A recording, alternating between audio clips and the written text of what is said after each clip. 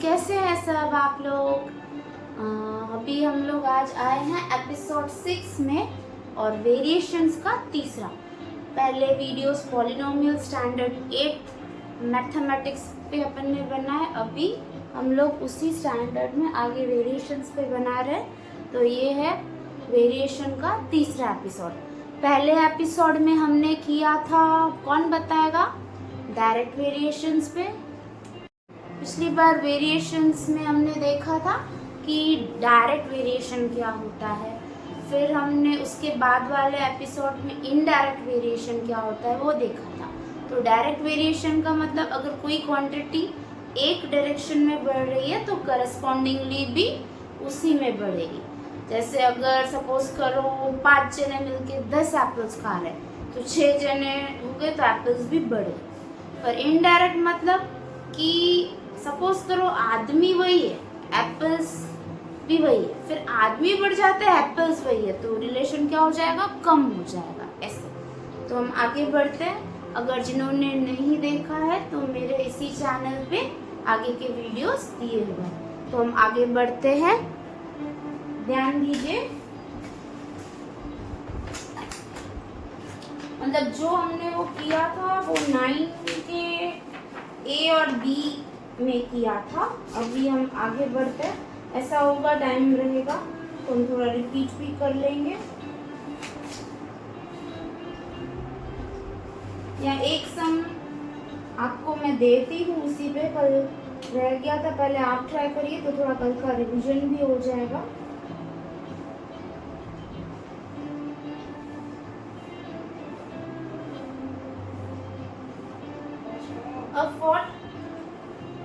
A fort had provisions for 150 men for 45 days। मतलब अगर men 150 है तो डेज कितने हैं, कल वाले टॉपिक से मैं एक रिवीजन कर रही हूँ, 45। After 10 days 25 men leave the fort। How long will the food last? अभी देखो क्या है कि पहले जो सपोज करो ऐसा था कि फूड एक तो हमको बताना है कि 10 डेज कम हो गए, तो 10 डेज कम हो गए तो नंबर ऑफ डेज कितने हो जाएंगे, 35। बट 20 men हैव लेफ्ट, मतलब जो 150 थे उसमें से भी 25 आदमियों ने छोड़ दिया, तो आदमी भी क्या हो जाएंगे, कम हो जाएंगे। तो 125 मैन हो जाएंगे क्योंकि 150 माइनस 25, ठीक है। तो बोला क्या जा रहा है, how long will the food last at the same rate. मतलब जब 150 थे तो फूड 35 हुआ, क्योंकि 10 मतलब बोल रहे रेट सेम होना चाहिए, ठीक है। तो 35 डेज, तो अब 125 मैन है तो सपोज करो x दिन पे होगा, 150 थे तो 35 डेज, क्योंकि 10 डेज के बाद कम हुए, फिर 125 हो गए तो x हो गए। तो हमको क्या करना पड़ेगा, जब ये देखो मैंने पहले ही कहा था कि इनडायरेक्ट में वैसे क्रॉस मल्टीप्लाई नहीं होता है, तो आप कैसे करोगे, 150 into 35 equals to 125 into x। तो x equals to 150 into 35 upon 125। Solve कीजिए तो सिंप्लीफाई करेंगे, 5 7 जा 5 2 जा 10, बचेगा 25। 25 और 150 का रिलेशन 5 5 जा 5 30 जा 5 1 जा 5 6 जा, तो 6 7 जा 42 डेज। तो ये इसका आंसर। कल हमने इसी टाइप के 2-3 सम्स किए थे, आज हमने इस पे रिपीट कर दिया। अब हम आगे बढ़ेंगे, आगे बढ़ते हुए टाइम एंड वर्क पे देखते हैं। तो पहले मैं आपको बुक की थ्योरी समझाऊं। If a person can do a piece of work in a day or hours, then the person's 1 day or 1 hour's work equals to 1 upon n। Suppose करो एक आदमी 5 दिन में वर्क कर रहा है या 5 घंटे में, तो इस 1 डेज और 1 आवर्स वर्क विल बी 1/5, ये रूल है, ठीक है। आया समझ में? तो अगर 6 दिन कर रहा है तो क्या आएगा 1/6, ऐसे वो नंबर क्या आ जाएगा 1/n में आ जाएगा। n क्या है, जो डेज या आवर्स में वो आदमी काम कर रहा है। Conversely if a person does 1/n of the work in 1 day, then he will complete the work in n days. मतलब if a man completes 1/3, उसमें क्या था 3 days था, तो कितना वर्क उसने किया 1/3, ठीक है।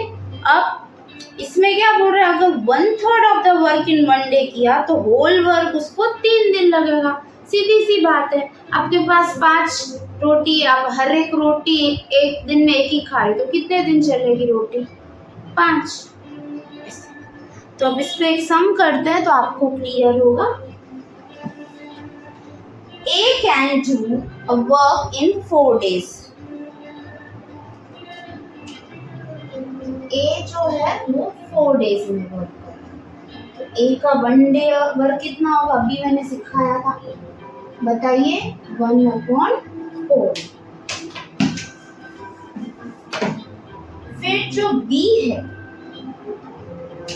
Can do the same work in 12 days.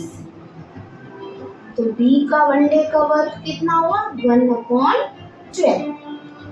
तो क्वेश्चन क्या बोल रहा है, in how many days they will be able to complete the work if they work together. तो सिंपल सा है, दोनों का कंबाइंड वर्क क्या कर देंगे प्लस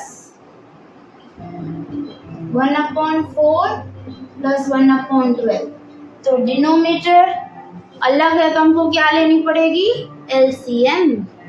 तो ये क्या हो जाएगा, दोनों का डिनोमिनेटर 12 बनाना हो तो इसको 3, वो तो वो ही है, तो 4/12 इक्वल्स टू 1/3। तो यानी दोनों जब कंबाइंड वर्क करेंगे तो दो वर्क कितने दिन में खत्म करेंगे 3 डेज में। तो हम एक सम करते हैं unsolved. 12 men can do a field in 10 days. How long will 15 men take? तो ये आपको पहले तो देखना पड़ेगा कि इनवर्स है कि डायरेक्ट। अगर 12 आदमी 10 दिन में काम करते तो 15 मैन को क्या लगेगा, कम लगेगा टाइम, तो ये इनवर्स हुआ। तो इनवर्स में अपन का कांस्टेंट वाला रूल क्या था, x1 y1 equals to x2 y2। अब पहले 12 मैन है तो डेज कितने लग रहे थे 12 मैन है तो डेज 10 है। तो अब 15 मैन है तो कितना, मैंने कल ही बोला था कि अगर आप इनडायरेक्ट में क्रॉस करोगे तो आंसर गलत है, डायरेक्ट में आप क्रॉस मल्टीप्लाई करके इसमें ये फॉर्मूला ही लगेगा। तो 12 into 10 equals to 15 into y2 को y2 के दिन फाइंड करना है। तो 12 into 10 upon 15 equals to y2। 5 3s are 5 2s are 3 1s are 3 4s are 4 into 2 8। यानी अगर यही काम 15 जने मिलके करेंगे तो उनको दिन कम लगेंगे, तो 8 दिन लगे। तो होप सो आपको समझ आए। आप कमेंट सेक्शन में मुझसे डाउट्स पूछ सकते हैं। अगर आपको कोई फीडबैक देना है, मेरी स्पीड कम ज़्यादा है, वॉइस कम है, ये जो भी आप दे सकते हैं। आपके फीडबैक मोस्ट वैल्यूएबल है मेरे लिए। मैंने जैसे हर वीडियो में मैं कहती हूँ कि हर इंसान कुछ ना कुछ सीखता है। तो थैंक यू। आप होप सो आपको समझ में आए। Please do like and subscribe. Thank you.